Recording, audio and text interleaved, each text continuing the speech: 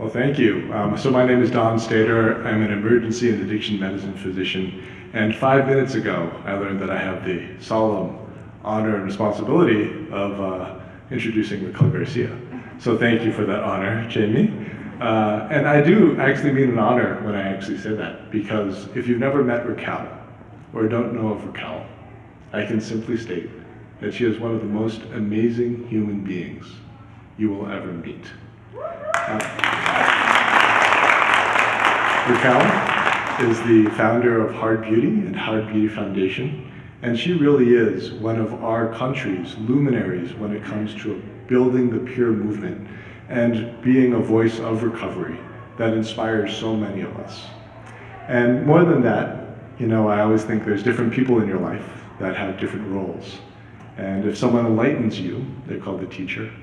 If someone's presence enriches you, we call them a friend. If someone inspires you, we call them a leader. And Racquel is all those things. So without further ado, Racquel Garcia.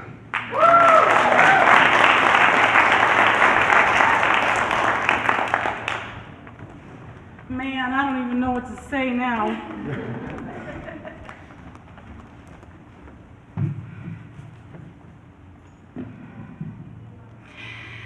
Well, hello everybody. It's been a long week. Thanks for joining us today.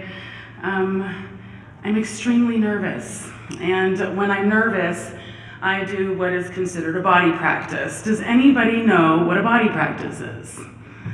All right, so I'm gonna have you enlighten me or join me in a body practice. And for you, it's to teach you something maybe, but for me, it's to settle myself. It's to move myself from where I was before to where I am now. It helps me settle my spirit. So, if you'll, entertain me, to sit tall in your seats and put your feet firmly on the floor.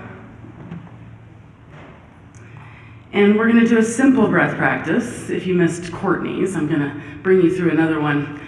And I'm gonna ask you to inhale through the nose and out through the mouth. All right, together. In through the nose, out through the mouth. And now, if it's comfortable for you, I'm gonna ask you to gently close your eyes or soften your gaze. And place your hands gently in your lap. And continue to breathe in through the nose, out through the mouth. And with your eyes closed, I'm gonna do a little walking or a little visual meditation. Where do you go when I say the word home? Is home a nostalgic place with two parents and a dog in the yard? For some, the answer is yes. For others, home was an uncertain, unsafe, and forced place. If this is you, and you were given a chance where you would have created home, what would it have looked like? In through the nose, out through the mouth. What do you see when you are home? What do you hear? What do you smell?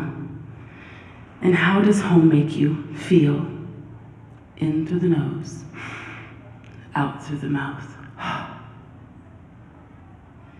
With eyes closed and body settled, sit in that idea of home for just another moment. And now gently open your eyes. I ask the question about home because the answer for those we serve and support can be the difference between surviving and thriving, stuck and progress, and it can be the difference between death and life. When I think of nostalgic home, I go back to Mercer Drive. 18981 East Mercer Drive, Aurora, Colorado 80133. It was a circular community, and across the street from my home was Connie and Craig. Connie was a single mom, and Today, I can hear Craig playing his trumpet out on the front yard. And next door were the Jungs. Ken was a larger-than-life Chinese man, and Jackie, a little bitty Italian woman. And in my home lived my mother, who was from the south of France, and my father, who was from South Texas, who was segregated until he was 18 years old, and my little sister, Janelle. I remember wonderful food. My mom is from the south of France and my daddy's from Texas. I ate real good. I remember my mom driving all the way to Brighton Farms on a Sunday to grab the chucked corn, and I remember seeing her and Jackie in the front yard with sheets out chucking corn on a Sunday. I remember going back up to Brighton Farms to go get green chilies. Home was safe. I remember riding a big wheel. Who had a big wheel? Oh yeah. And do you remember riding that big wheel so fast, so hard, you pushed those brakes and that bad boy ended up square until it was like more of a clunk than a round? That was me on Mercer Drive. I, back then, even was a leader. It looked a little different back then. I would wrangle the neighborhood kids in the front yard and we would do Papa Don't Preach dance-offs to Madonna. And on other days, I would grab them all with grocery bags and say, let's clean up our neighborhood. And we'd grab Safeway bags. We had a club, we had a name, and we had a song. The litter bugs never litter. The litter bugs never litter. So what can I do to stop you from littering up our world? And back then, I just was trying to do a little something, save the world. Well, maybe just save Mercer Drive. But it was safe and secure until it was not. And at the age of 10, trauma entered my life in the shape of a sex assault and a woman. And Mercer Drive lost its charm a little. My mama got sick and had a rare tumor in her spine. And I remember the neighbors coming out to help her when she had no money for a washing machine. They rallied to help her out. But I had a secret, and I couldn't tell anybody about it. I remember acting out. I remember going, at that point, even getting mad one day at my mama, and I grabbed my blue Care Bear suitcase, and I was leaving. I was done. And I walked all the way around the block and came back home. At 10, home began to be something that I wanted to run away from and not to. I did have soccer. That was my pastime. And then we moved from Mercer Drive. And I ended up in middle school and then high school.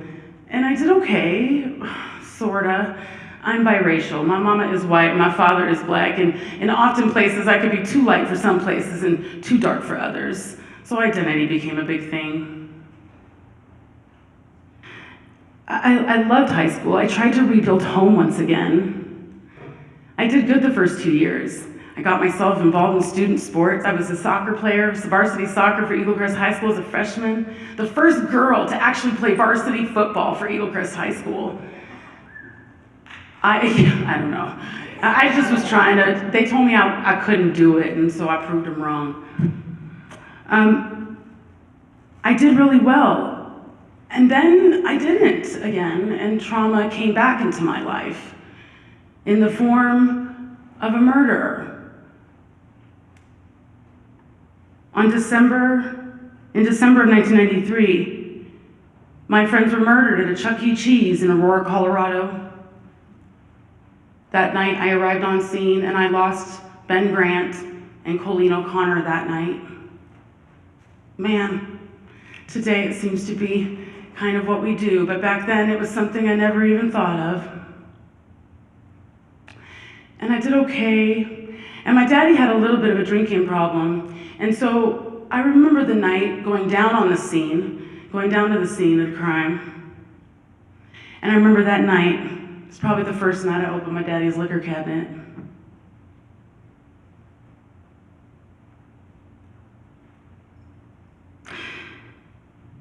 And then it came again. Before I could get over the first one, I was sexually assaulted by a boy. And then I lost my soccer career because somebody took out my knee. So I failed my grades, and they don't let you be the senior class president and fail high school and go to the alternative school, so I lost that too. So I just did what I seen, and I just did what I do, and I picked up substances at the age of 16, and I didn't put them down again until I was 32. I searched for home everywhere outside of myself.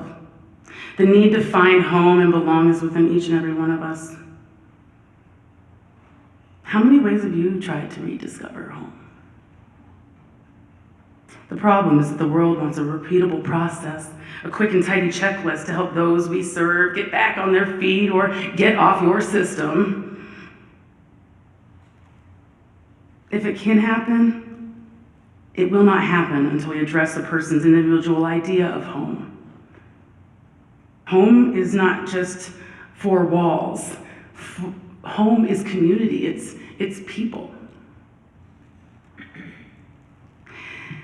I just got off a phone call about 45 minutes ago from my friend Sarah inside Denver Women's Correctional Facility. I'm blessed to be able to be piped in there every 2 weeks where I coach women on the inside, leaders on the inside of Denver Women's Correctional Facility. When I visit Denver Women's Correctional Facility, there are 7 very hard steel doors by armed guards that I must enter. It is green, it is white. It is without humanity when I go in there. And from without humanity, we expect people to build home. Crazy to me. I love working inside Denver Women's Correctional Facility. I love empowering women and people on the inside to come free of their own mind. And then there's Beacon Correctional Community. Blessed to be there about a month and a half ago, where residents are residents. They are not inmates or criminals or felons. They are citizens of a community. When I went there, I met Cedric. He actually was able to come out and meet me near my car. Smiling, him and TJ were so excited to show me their home. When you walk in the foyer of Beacon Correctional Community, there are live plants in the foyer. There are 4 turtles to the left in a cage, and there are warm couches to the right. And there were so many men in there so excited to share with me home. We were taken to a beautiful little chapel on the hill. And then after the chapel on the hill, where we shared story back and forth with these gentlemen, I was taken to a beautiful room where there were 20 residents learning how to do peer recovery. And I lit up. Oh my gosh, we're on the inside. There was one man who could not wait to run to me with his backpack, and in it, he had a motivational interviewing book, the whole thing. Ms. Garcia, Ms. Garcia, Ms. Garcia. And little did he know, because I do, I love to teach motivational interviewing. And I was like, oh my gosh, you're everything to me right now.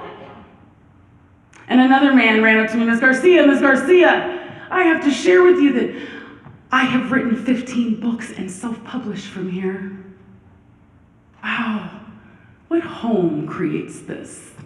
And they took me for a tour in the back of my team and we got to go see their home. They were so proud. They actually made us a special smoothie and called it the HardBeauty. They were so excited, they were empowered to do so. They took us to their rooms where each one was individually painted with colors that brought them joy.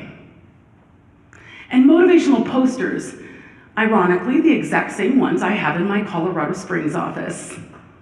And it brought us joy. There's a room where residents are allowed to go and sit and create possibility and plan goals. I'm a coach. There was a bulletin board of SMART goals. I was ecstatic to see, and they were so excited to share with me home. When I got to TJ's room too, y'all don't know who Nipsey is. Does anybody know who Nipsey is? Okay, for those of us in recovery. For peers, Nipsey, he had hand beaded the most amazing Nipsey necklace you'd ever seen. What home creates that possibility? What does home look like for you today? I was never able to find home outside of myself, no matter how hard I tried. What I know is when home is safe, secure, and chosen, I can survive trauma or tragedy. But when it's not, I run. Before I put down substances, I lost my best friend Shauna to an overdose. And think what you may, but I'm not your typical substance user, right? I had a house on the 9th hole of Murphy Creek Golf Course. I got my prescription 5 blocks from Swedish Hospital in a doctor's office. And it still killed my best friend. Today, I must come home to me first, to create outward home, the life I desire, what I want for myself. Today, I no longer run from home. And as peers, that's what we get to do. We get to help others rediscover home and recreate what's possible for them. I recreated home all the time. For years, it was full of chaos, cocaine, pills. I tried society's norm. I tried to fit into the suburban life. I really did. I took my kids to school.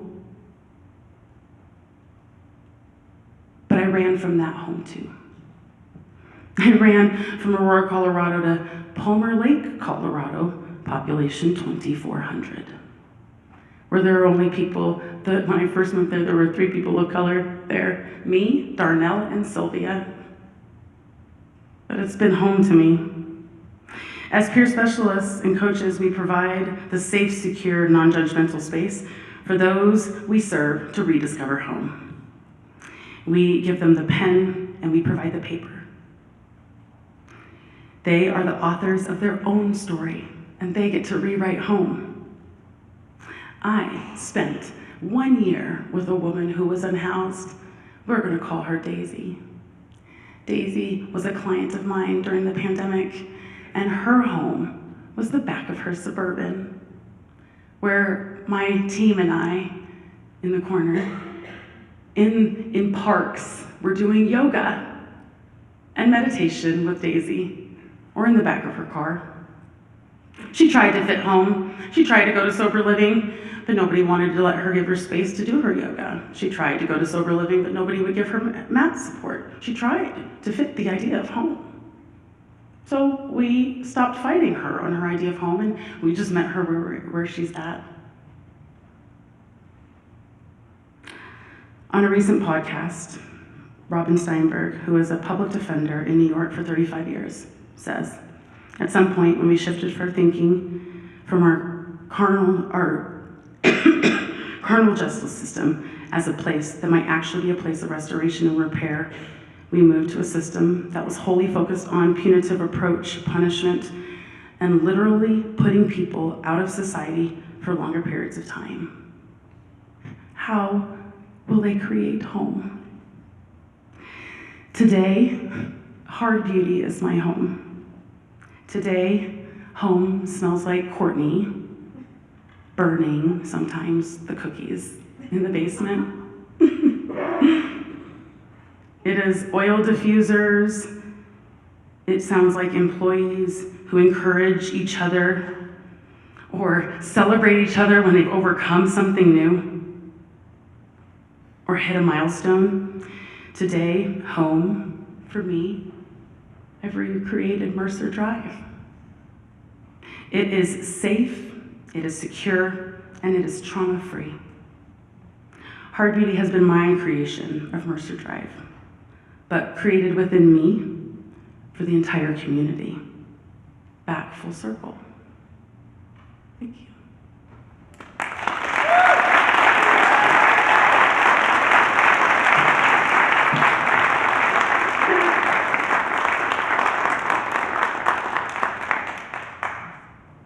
Oh, I'm supposed to ask, questions, right, Jamie?